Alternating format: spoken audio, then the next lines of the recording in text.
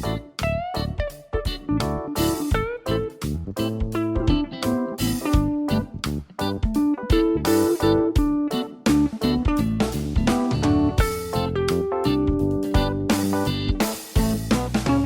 वालेकुम, मैं हूं अनील अलवी और आप देख रहे हैं मेरा चैनल।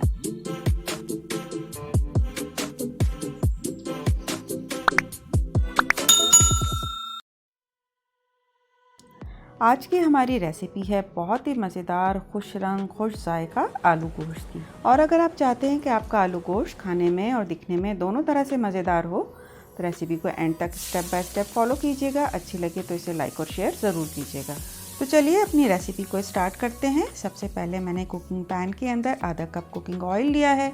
उसके साथ ही इसमें डाल दिया है एक मीडियम साइज़ की प्याज को बारीक बारीक स्लाइस करके। उसको ब्राउन करेंगे, अच्छा सा ब्राउन करेंगे उसे। और जैसे ही ब्राउन होती है उसके अंदर डाल देंगे हम 1 चाय का चमचा मैंने इसके अंदर डाला है लहसुन का पेस्ट और 1 ही चाय का चमचा डाला है इसके अंदर अदरक का पेस्ट। अच्छी तरह से भूनेंगे, खुशबू आएगी तो मैंने इसके अंदर डाल दिया है आधा किलो मटन डाल के अच्छी तरह से भूनेंगे इसे। इसको इतना अच्छी तरह से भूनना है कि इसका कलर चेंज हो जाए। तो 5-6 मिनट मैंने भूनने के बाद देखिए कितना अच्छा सा इसका कलर आ गया है। अब मैंने इसके अंदर डाल दिए हैं 2 मीडियम साइज़ के टमाटरों को काट के, वो भी डाल देंगे और इसको भी बहुत अच्छी तरह से भूनेंगे। 1-2 मिनट भूनने के बाद मैंने इसके अंदर डाला है आधा चाय का चमचा साबित काली मिर्च और 3 मैंने लिए हैं इसके अंदर तेज़ पत्ते। अच्छी तरह से भूनेंगे, साथ साथ भूनते रहना है क्योंकि इसमें गोश्त की स्मेल भी निकल जाएगी और इसके अंदर एक जो मसालों की खुशबू है वो भी बहुत अच्छी आएगी। तो चलें अब हम अपने मसाले इसके अंदर डाल देते हैं। सबसे पहले मैंने डाला है इसके अंदर 1 टीस्पून सॉल्ट का, 2 टीस्पून डाले हैं मैंने इसके अंदर रेड चिली पाउडर के, लाल मिर्च पाउडर के। साथ ही डाल दिया है मैंने इसके अंदर हाफ टी स्पून हल्दी का और 2 टीस्पून डाले हैं मैंने इसके अंदर धनिया पाउडर के।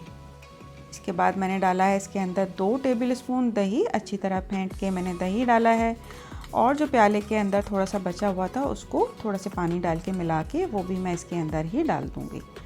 मसाले को अच्छी तरह से भूनेंगे, बहुत अच्छी तरह से भूनेंगे कि इसका कलर चेंज हो जाए, खुश रंग हो जाए और इसका ऑयल जो है वो इसके ऊपर आ जाए। तो हम इसको मीडियम टू लो हीट पे 10 से 15 मिनट के लिए इतना अच्छा भूनेंगे इसे, इसका ऑयल जो है वो सारा इसके ऊपर आ जाए। देखिए कितना अच्छा, कितना खुश रंग हो गया है। थोड़ा सा मैंने भूना है इसको और अब हम इसके अंदर डाल देंगे तकरीबन 1.5 गिलास पानी। 1.5 गिलास पानी डालेंगे क्योंकि हमें अब गोश्त को गलाना है।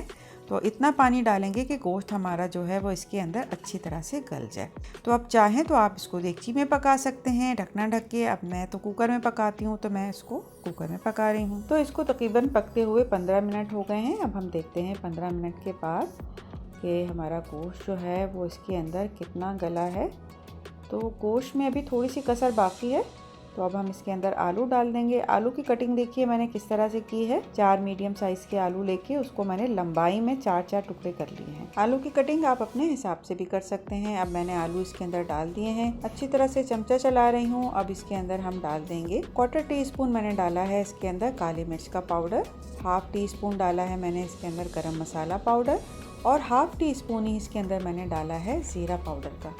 अच्छी तरह मिलाएंगे। इन चीज़ों की खुशबू जो है वो आलू गोश्त के अंदर बहुत अच्छी लगती है। अगर आप और अच्छी खुशबू इसमें करना चाहते हैं तो इन मसालों को आप साबित लेके उसको कूट के और वो इसके अंदर इस वक्त डाल सकते हैं। तो उससे तो आलू गोश्त का मज़ा और दोबाला हो जाएगा। तो बस अब हम इसको 10 मिनट के लिए और पकाएंगे या आलू गलने तक पकाएंगे। और अगर शोरबा चाहिए तो थोड़ा शोरबा आप इस वक्त कर सकते हैं।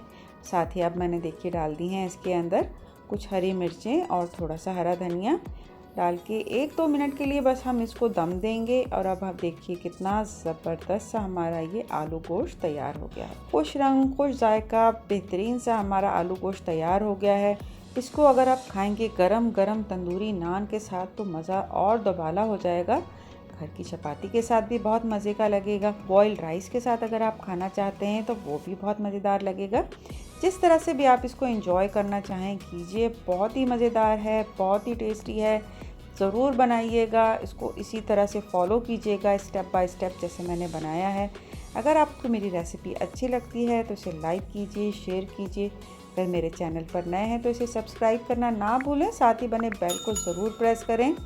मिलते हैं बहुत जल्द एक नई वीडियो में नई रेसिपी के साथ, आसान रेसिपी के साथ।